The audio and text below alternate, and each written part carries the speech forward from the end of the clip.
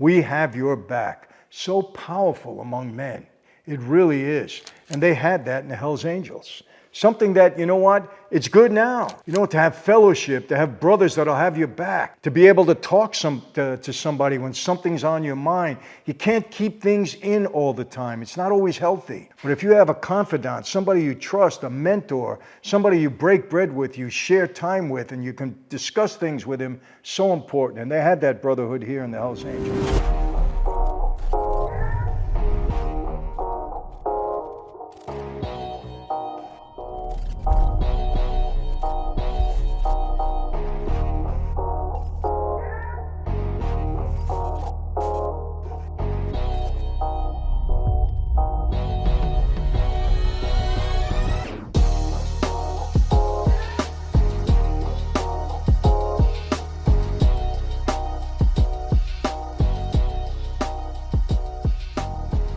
Hey everyone, welcome to another Sit Down with Michael Franzese. Hope everybody is doing well. All is very good, very blessed on this end. As always, we give all the honor, praise, and glory to God and thanksgiving for all of that. And I really mean that because, man, my life could have went in another direction and I wouldn't be here, sitting here, talking to you, enjoying life with my family.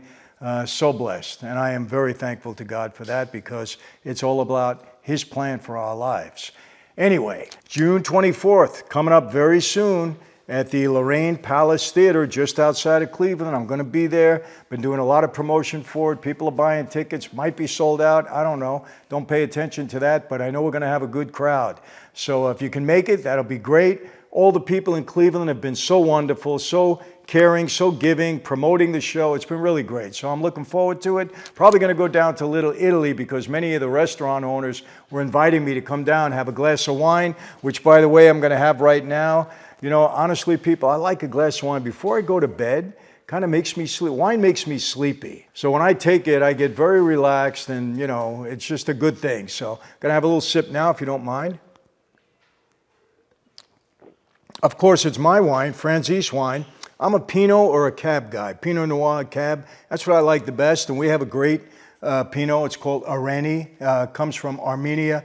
Terrific. I really enjoy it, and that's what I'm drinking right now. Anyway, it relaxes me. Before I go to sleep, it's great. You know, I get asked a lot of questions, and when we go through some of the comments, we try to answer some of them. One of the questions that I get consistently asked is, Michael, what about these other groups? Were they as organized? Were they as formal? Did they have, you know, the system like Mafia Cosa Nostra had? And some of them did. They weren't as tightly knit as we were. I was very involved with the Russians. They didn't really have an organization like we have. They were more clannish. Whoever had the most money, whoever exercised the most control, he was kind of like the boss. At least in America, that's how it is. Not sure how it is in Russia, but that's how it is in America. But a very interesting group that was really organized and disciplined in a way, you might be surprised to hear this, were the Hells Angels. Now, I happen to know one very well. Well, I should say very well, but a long time ago, because I did time with him. We were in MDC in Manhattan. We were locked up waiting for trial at the time. And that's Chuck Zito. You may know him. You may have heard of him. He's done very well for himself. He was a Hells Angel. Still a Hells Angel. I guess you got to be for life. Like people say, Michael, you're still Cosa Nostra. Well, maybe I am, but I'm certainly not practicing. I'm not active, and I've renounced that lifestyle for myself. But Chuck has done very well. Very nice guy. He's been around Stallone a lot. Howard Stern has him as a guest. I think my dear friend Chaz Palminteri might have interviewed him a while back. Good guy. We got along when we were in jail together for several months. But the Hells Angels do have a specific code, a special code, and they are very organized. I came up with another article. I like reading these articles and then giving my perspective because I give you good information if I think the article is accurate, and we go through it and just give you some information and inform you about the group, the Hells Angels. The title of the article is Living by the Code, Rules that All Hells Angels Have to Follow. Same like Mafia, same like Cosa Nostra. You got the rules, you take the oath, you got to follow them, or else there's consequences. The Hells Angels is one of the most well-known biker clubs in the world, of course, and it all started with a group of motorcyclists in Fontana, California. That's where it started. I knew that. It was founded in 1948. The Hells Angels now has hundreds of international charters. They're all over the world. Though certain members have been known to break the law, there's one code of conduct they'll always stick to, and that's their own. From what they wear and drive to how they get in and stay in the club, These Hells Angels rules, they're no joke. You have to be voted into the group. On the website, they have a website. Now, Mafia Cosa Nostra, we don't have a website because, honestly, the Hells Angels are not a criminal organization. They're a biker group. They're not a criminal organization. On their website, the Hells Angels clearly state that if you have to ask how to get into the club, then you probably won't understand the answer. Becoming a member is a long process that can take years. Same like Cosa Nostra, Mafia. You have to be a recruit. You can wait years before you're accepted into that life, before you take the oath. When I became a made man in 1975, prior to that, the books had been closed for 20 years. There were guys waiting since the 50s that were proposed, that were recruits to become members. Got to prove yourself because they had a policy at that time. They weren't bringing any new guys in. The only way you can bring a guy into the family is if somebody died and you had to replace him. Other than that, no new recruits. So the Hells Angels, they have a similar process. That's because once you join, you're in for life. Cultivating a relationship with the other members of the charter takes time. The only thing that can determine if you're truly ready to join is if the rest of the group votes you in. Interestingly enough, in Cosa Nostra, before you're made, before that ceremony happens for you, your name is put on a piece of paper and it's sent around to all 5 families. And the reason for that is you don't interact with every one of them. Obviously, you don't meet. We had 750 made guys at that time. You don't interact with every one of them. But they send your name on a piece of paper because somebody may have had a beef with you. Somebody may say, hey, wait a second, I know something bad about this guy. He shouldn't be a member. Stuff like that. So it's kind of security reasons. And here with the Hells Angels, the same thing. They want to make sure the group gets to know you and gets a good feel for you. Now, I can say something. What about Donnie Brasco, Joe Pistone? He was around for 6 years, okay? He got friendly with a lot of guys. Sonny Blank, Rusty, Angelo Ruggiero, all those guys. He got close with them. They didn't know he was an undercover agent. So got to be careful with that. Before you're a prospect, according to investigative journalist Julian Schur, those looking to join a Hells Angels charter start as a hang-around. For us, it's a recruit. As the name implies, hang-arounds are bikers who get invited to some Hells Angels events so both parties can get a feel for one another. Same thing. You're a recruit. You go with your capo regime. You go around. People meet you. You say hello. You get to know each other. You do a little business as a recruit. People get to know you, get to understand you, get a feel for you. Before you're officially a part of the group, you're called a prospect. For us, it's a recruit, a name that gets stitched into your vest. Now, we didn't have that. These tentative members run errands that Schur describes as gopher work. For us, it was work. It was grunt work sometimes, but it was work. And that can mean a lot of different things. The vests are treated as sacred. We didn't have garb like that. You saw the Hells Angels vests. They're very proud of them, by the way. The easiest way to recognize a Hells Angels is by the insignia on their vest. When a prospect becomes a full-fledged member, they get a vest with the famous logo and name on the back. Julian Schur explains that these vests are considered sacred to the members. If one of the bikers gets arrested, he'll hand his vest to a fellow member to avoid taking it to jail. If they get hurt, need an emergency procedure, they'll do whatever possible to prevent the vest from being cut or torn off. It's like sacred. That's pretty cool, though, when you think about it. That vest really means something to them. Pretty cool. They have a dress code. The rules vary slightly from charter to charter, but there's generally a dress code that members follow. One member told Inside the Angels that he could only wear black jeans, shirts, and vests when he joined. So we don't have a dress code, by the way. You know, back in the day, we wore a lot of warm-up suits. You know, it was popular back then. Some groups won't even allow shorts. While some charters sport all black wear, some allow blue jeans and camouflage patterns. The color and design codes can help distinguish which charter you belong to and further establish that you're part of the group. So their clothing meant a lot. The vest was sacred. The color of their clothing, what they wore, meant a lot to the Hells Angels. Fascinating, interesting. There's an order that they ride in. I thought this was cool. The Hells Angels biker groups can be quite large. You've seen them on the street. There could be 100 in the group riding, taking up an entire street as they ride. What you may not have known is that there's an order that they maintain while they're riding. The road captain and charter president remain at the front of the group. So you don't have a boss and another boss. You have a road captain and you have the charter president because they have charters for Hells Angels. This is like, in the social clubs, we would have a charter for, a social charter, just to make the club legit, to make it a legit social club. Really didn't mean much. But here they actually have a charter. They all pull over together. Since the Hells Angels have a particular order to maintain, if one of them gets pulled over by a cop, they all stop. Sticking together not only helps keep everyone in their place, but it also signifies how the brotherhood is linked in the family. Brotherhood. People, I got to tell you, I love that word. When I became part of the life, it was the brotherhood, that camaraderie, that relationship among the men was so vital to me. I got your back, you got mine. Don't ever worry, anywhere you go in the world, somebody's going to have your back. Don't ever worry about your wife, your daughter, your mother, your sister. Nobody's ever going to violate them. We have your back. So powerful among men.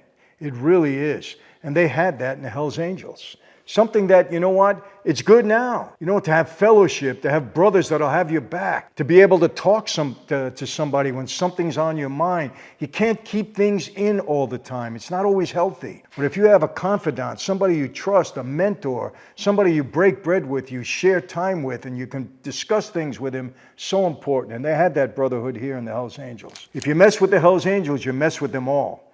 People are not too likely to start trouble with a huge mass of bikers who have a history of being tough, unless they go and see Sonny, Chaz Palminteri from A Bronx Tale. Remember? Now you can't leave. Don't you love that line? Now you can't leave. Those bikers learned a little something in that movie. Such a cool scene. I loved it. They can't work for a prison. Given the Hells Angels' history with law enforcement, it's no wonder that they aren't allowed to work for a prison while in the group. Members also cannot be police officers due to the conflict of interest. I get it. Hells Angels have been known to engage in criminal activity at times, even though they're not structured to be a criminal organization. The group stands for freedom in the sense that they run by their own rules, so prison guards and law enforcement officers wouldn't exactly fit in that crowd. You can't share information about fellow members. Another reason Hells Angels can't be in law enforcement is because the group has a strict discretionary policy. If a member were to rat out a fellow brother, they could expect to get kicked out of the group. Now, you know this. Kicked out of the group. Cosa Nostra, what happens? You rat, you die in many cases. Not happening as much today, but back in my day, before the RICO Act, before there were a lot of informants and people, turning state's evidence and cooperating with the government, people didn't rat. They were afraid they would die. You didn't have many informants, prior to the RICO Act. Remember that. And just think about it. It was devastating, the RICO Act. But here, you get kicked out of the group, you don't die. The Hells Angels website clearly states we do not answer questions about members, not even missing ones. Their secrecy is meant to keep everyone in the group protected as they place loyalty to one another above all else. When you take the oath in the Mafia, you take omerta, the oath of silence, but you also say, we're a brotherhood. We don't talk out of turn. Obviously, that's been violated even by myself. Once a Hells Angel, always a Hells Angel. Once you're an official Hells Angel, there's no backing out. Members don't retire, and the only time they exit the group is if they're kicked out for breaking a rule. Your charter essentially becomes a second family. In the Mafia, it's your first family. That's what we're told. Comes before anything and everything. If your mother is sick and you're at her bedside and we call you to service, you leave your mother, you come and serve us. We're number one in your life before anything and everything. That's the code of Mafia, of omerta. Is it strictly followed? You've seen what happened over the past several years, but the old timers, a lot of them, it was my dad. Unfortunately, Cosa Nostra came before anything and everything. As a result, my family suffered. The Hells Angels spend a ton of time together, and members have already known one another for years by the time they join. That recruit period, prospect period. When one of them passes away, everyone unites to honor the memory of their fallen brother. Yeah, I can't tell you how many funerals I've gone to for other members of Cosa Nostra, even in other families, out of respect, even if we don't know who died. But if they were related to a member, we went and we paid our respects, and that's a good thing. Respect is a good thing. No talking to the media. Since the Hells Angels are very secretive in their activities, none of them are allowed to talk to the media. I like that. This not only protects the group as a whole, but also helps enforce the rule that members don't talk about one another. I like that. Investigator Julian Scher says members are forbidden from talking to others about their codes since it's part of their security. By keeping as many things to themselves as possible, they mitigate the risk of information leaking. Good code. Long-standing association with Harley Davidson. To be a Hells Angels, you don't need to be just a biker. You need to be a very specific type of motorcyclist. As we've mentioned, the recruitment process can take years because they only accept those that are like family. One part of being the right kind of biker is owning a Harley Davidson. Riding Harleys is a Hells Angel tradition that runs along the same lines as the sacred vest. It holds value because it's a part of what makes them who they are, gives them their individuality. You know, Harley Davidson has to love the Hells Angels. I never got into that with anybody from Harley Davidson, but hey, they put Harley on the map in a lot of ways because, yeah, all the Hells Angels I ever saw, on the street, they were riding Harleys. And Chuck Zito, he rode a Harley. At least he said he did, and I'm sure he had no reason to say differently. They ride thousands of miles a year together. According to their website, the Hells Angels ride around 20,000 kilometers together every year. It's kind of their thing. They ride together. That's more than 12,000 miles. Members need to be true motorcycle fanatics to fit in, meaning that their bike is their top mode of transportation. That's what they drive. While Hells Angels are like brothers, their connection is founded on their shared love of motorcycles. Imagine that. That's what brings them together. You know, when you have a hobby, golf, golfers, they love to spend time together, sit in that car, play on that course, spend 4 hours together. It brings them together. Golf is great. You know how much business is done on a golf course? Terrific. And here, with the Hells Angels, it's motorcycles. They have a love of riding. Riding is their outward expression of freedom and the closest they get to feeling completely liberated. As such, they'll happily spend hours on the road. Show up to club events. If you really take the Hells Angels way of life seriously, then the highlight of your day is attending one of their activities. Members who fail to show up to meetings and hangouts indicate to others that they're missing the whole point of the club. Got to spend time together. Look, I had to be downtown with my guys almost every day. I kept them together. My crew was kept together. We didn't spend days and days and weeks apart. No, I wanted everybody to report in. I wanted to know what was going on. What were you doing? What's happening? We spent a lot of time together. Same with the Hells Angels. The Biker Brotherhood is known for having a strict attendance code. Those who continually miss events are seen as disrespectful and are not likely to make it past the hanging around phase of recruitment. Well, we had to be together. You weren't together. You didn't come when you were told. You didn't spend time together. You were in trouble. So that was a must for Cosa Nostra. So there are similarities. We were a little bit more intense than the bikers. A part of what makes Hells Angels so drawn to gatherings is that the members become like family. Not only do they get to do what they love by riding bikes, but they also get to do it with other people who feel exactly the same way. Their passion runs much deeper than just excitement over motorcycles. Hells Angels is about a way of life, a belief system that all of its members profoundly connect through. And Cosa Nostra, the same thing. It's not a business, it's a way of life where you stick together. We have our own policies, our own rules, our own codes of silence and honor, allegedly. It's a way of life. Same with the Hells Angels. The Hells Angels have a deep bond that is meant to last a lifetime. Cosa Nostra, the same thing. With that connection comes commitment, meaning that members shouldn't even consider joining another biker club. Well, if you're in Cosa Nostra, you don't join another club. You don't even jump to another family unless there's some extenuating circumstance that happens.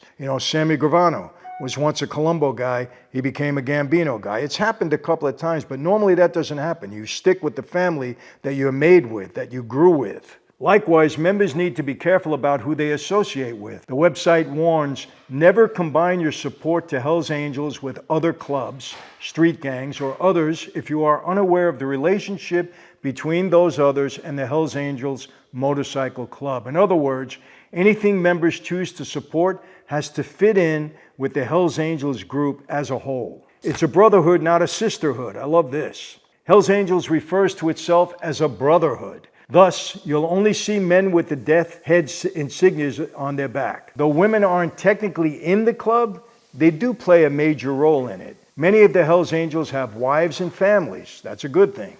If he's going to be part of the crew, then his partner has to understand the commitment and be okay with the lifestyle and all that comes with it. Well, listen, you know about the mob life. There's no women involved in that life. They shouldn't be. And if men involve their women, shame on them.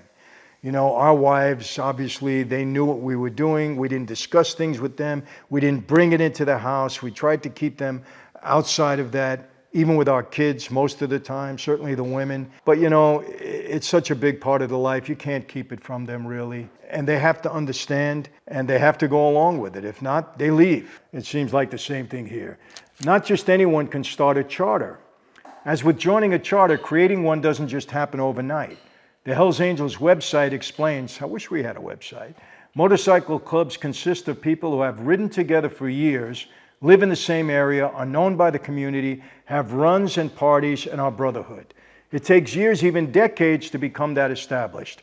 Only then would you consider morphing your group into a Hells Angels charter.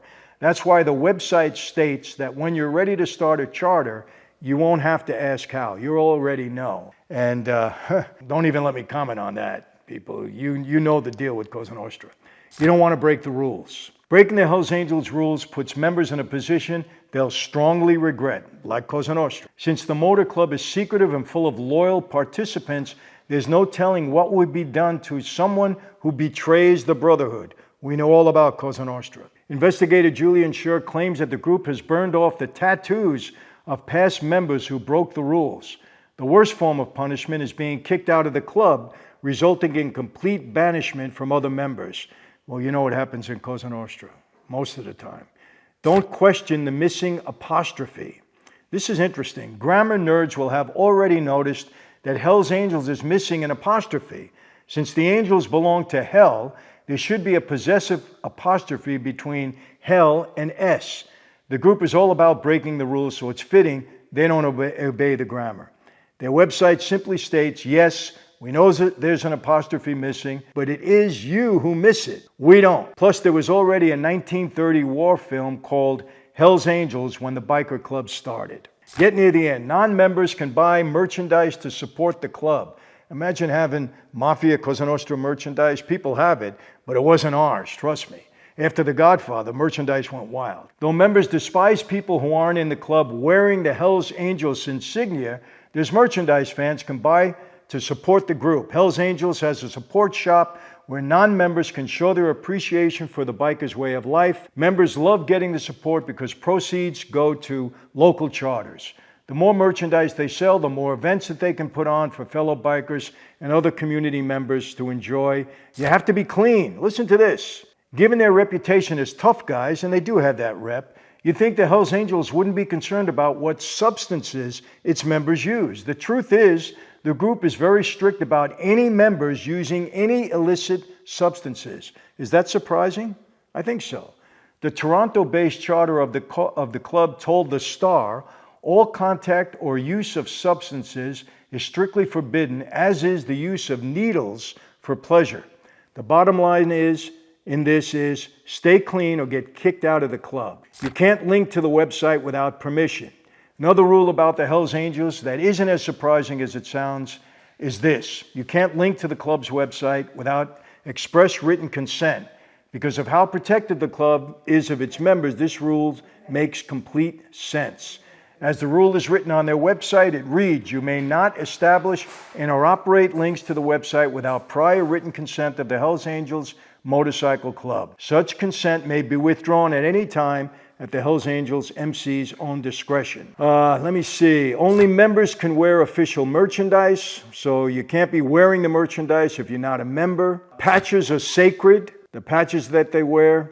As members grow with the Hells Angels and rise through the ranks of the club, they're given patches. These patches are seen as sacred symbols, must be respected with the utmost care. The rules about protecting these sacred patches are so strict, it's even rumored that Hells Angels members must refuse to let doctors cut through the patches if bodily trauma needs to be taken care of. Imagine that. Now, we didn't have anything in Cosa Nostra to say, hey, you're a soldier, you're a capo, you're an underboss, consigliere, boss. No patches, no clothing. We're supposed to be secret. Nobody even supposed to know who we are, that the life even exists. And here, because it's not a criminal organization, they can have a website, they can say all these things. Consent is required. I'm getting near the end. Despite their tough reputation, it should be clear by now that the Hells Angels require members to show quite a bit of respect and restraint. This rule even applies to their interactions with women. Now, you get a different impression with them. You see them with their women, you think they're disrespectful. No, that's not the case. Any member must get consent. Taking advantage of women is unacceptable, and the club has a zero-tolerance policy towards this behavior. Break that policy, and a member will find themselves in a world of hurt. You don't ever talk about missing members. By the way, I like that rule. They respect their women. It's good. They don't talk about missing members. As respectful as the organization can seem, the Hells Angels are very secretive and protective about its members. This protection even extends to anyone associated with the club who's gone missing. Some charters will allow non-Harleys under one condition. This, I think, is the last policy of this club that is interesting. Across the Hells Angels organization, it's widely accepted the only motorcycles members can ride are Harley-Davidsons. We even wrote it as one of the rules earlier. While most charters abide by this rule, some will allow members to ride non-Harleys as long as their bikes are American-made. You're not getting any foreign equipment into the Hells Angels. One of the other acceptable bikes, according to some charters, are Bull motorcycles, a brand that was originally established in Wisconsin in 1983. And remember this, in their charter, the club always comes first. Once you join the Hells Angels, you're considered family, just like Cosa Nostra, which means that no matter what else is going on in your life, the club comes first, just like Cosa Nostra. Being a member means having voting rights, being an active participant in the club, and you're expected to value this above all else. Cultural inclusivity is not widely accepted. This is interesting. As a club so rooted in rules and history, it's only recently that the Hells Angels have begun accepting more culturally diverse members to join. Throughout its lifespan, the club has been predominantly Caucasian, although it's not uncommon for those with Hispanic heritage to join. As far as other cultures go, acceptance again varies from charter to charter. Some have loosened their rules while others have stayed rooted in the past. I wonder if anybody's going to boycott the Hells Angels now. Inclusive. Are they racial? Are they racist rather? Are they biased? Are they prejudiced? Do they not go along with Pride Month? What's the deal? Are they going to go after the Hells Angels? I doubt it. Every meeting has strict rules. The rules are strict in the meetings, same like Cosa Nostra. Prospects do the dirty work. Well, in our life, recruits did the dirty work, but so did made members. In Hells Angels, the prospects had to do it. You want to join? You'll have to hang around them first. You get noticed, you'll become a prospect. They have a trial run where they work with Hells Angels for a while before getting their vest. Prospects pick up the dirty work that members don't want to do. For example, they may set up the meeting room before other members arrive. That's pretty light stuff. After their trial period, prospects receive the Hells Angels logo on their vest, making them a full member. And only one group can control an area. There isn't geographical boundaries in Cosa Nostra. Families kind of went into different things in different cities. You didn't have a boundary geographically where you couldn't cross. If you were in somebody else's territory, you had to let them know, maybe get their approval, maybe make them a partner. But here, only one group can control a specific area in the Hells Angels. That's interesting. And the Hells Angels do a lot of charitable work. I know that for a fact. They have. They've done a lot of charitable work. They respect people who respect them, but that's what life is all about. You give them respect, you get respect in return. And that's a good policy, not only for the Hells Angels, but for everybody on the face of the earth. If you give respect, you can expect it in return. And if you don't get it, you dismiss that person or you act accordingly. A lot of times, Hells Angels will work as security at different concerts. I've seen them there. So they take jobs like that, and they do a good job. I've seen them. When a club member dies, they're very respectful of that. They attend the funeral. You see it's a big march. A big congregation of Hells Angels will go and pay their respects. And that's a good thing. I told you earlier, there were times when I went to 3-4 funerals on a weekend. A family member of a made guy, a relative, a friend, something. We always paid our respects. And that's very important in life, whether you belong to the Hells Angels, Cosa Nostra, or just, an ordinary person living their life. Very important. So, I'm going to wrap it up, but, interesting, because when you look at the Hells Angels, right away you say, oh, this is a criminal group. It's an organized criminal group. Well, it's not. They have a website. They have a charter. They're international. They have rules. They have policies. It's a big club, and it's built around the love of riding a motorcycle. Nothing wrong with that.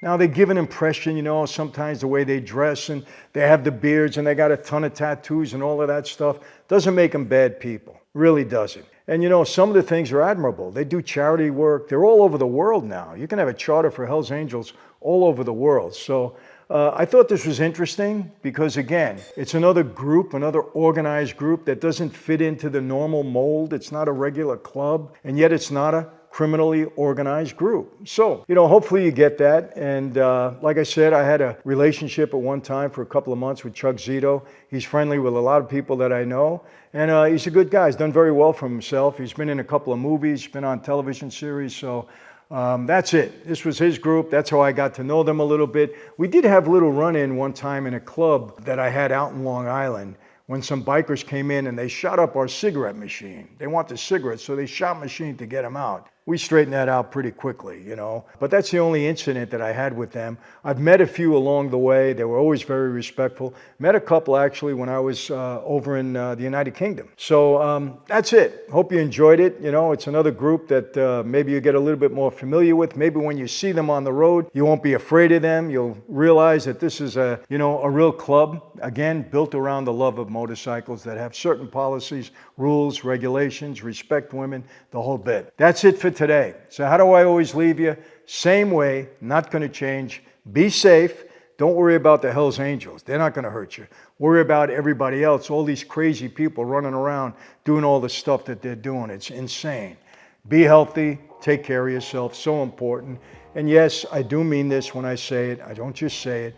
God bless each and every one of you. And thank you so much for supporting this platform, supporting me, and for hearing from you. I love it, you know, so keep the comments coming in. Be safe, be healthy, God bless. Yes, I'll see you next time. Take care.